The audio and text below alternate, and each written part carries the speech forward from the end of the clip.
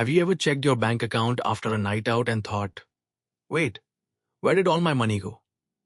That sinking feeling in your stomach, that sudden panic. Now imagine that feeling multiplied by 1,000. That's exactly what millions of people felt when they opened their Bitcoin wallets and saw their investment drop by thousands of dollars, sometimes in just a few hours. This recent Bitcoin crash has everyone talking, from your tech-savvy cousin to major news outlets. And if you're thinking, I don't even fully understand Bitcoin, so how am I supposed to understand why it crashed? Don't worry, this video is for you. Today, we are breaking down what happened in the simplest way possible. No confusing jargon, no assumptions, just a clear conversation. We'll quickly revisit what Bitcoin is, then walk through the biggest reasons behind the crash.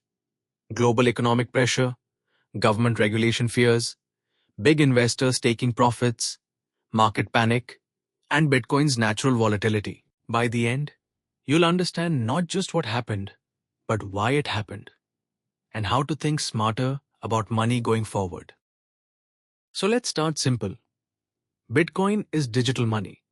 It doesn't exist physically, and no government or bank controls it. Instead, it runs on a global network of computers, with every transaction recorded on a public system called the blockchain. Bitcoin's price isn't set by any authority. It's driven purely by supply and demand.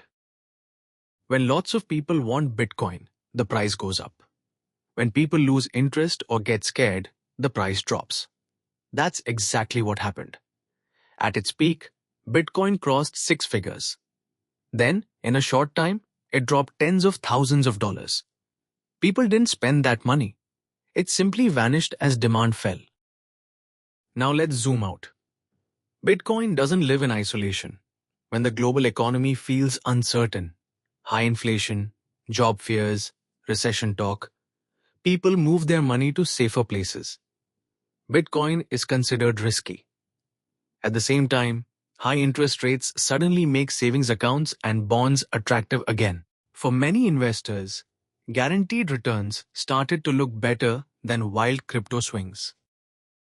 On top of that, a stronger US dollar reduced global demand for Bitcoin. When safety feels more appealing than speculation, risky assets take the hit. And Bitcoin felt it hard. Then there's government pressure. Around the world, regulators are tightening their grip on crypto. Even the possibility of new rules makes investors nervous. When people don't know what the future rules will be, they often sell first and wait for clarity later. Uncertainty alone can push prices down. Next come the big players, the institutions and whales. Many of them bought Bitcoin years ago at much lower prices. When Bitcoin surged, they sat on massive profits. Selling allowed them to lock in those gains.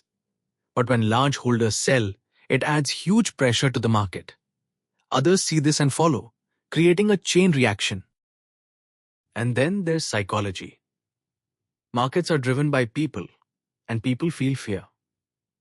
When prices start falling, panic spreads. Investors sell to avoid losses, which pushes prices down even more, causing even more panic. Social media and headlines amplify fear faster than facts. Many people sell at the worst possible moment, driven by emotion instead of logic. Finally, there's Bitcoin itself. Bitcoin is volatile by nature. It always has been. Throughout its history, it has crashed by 50, 70, even 80%, then recovered.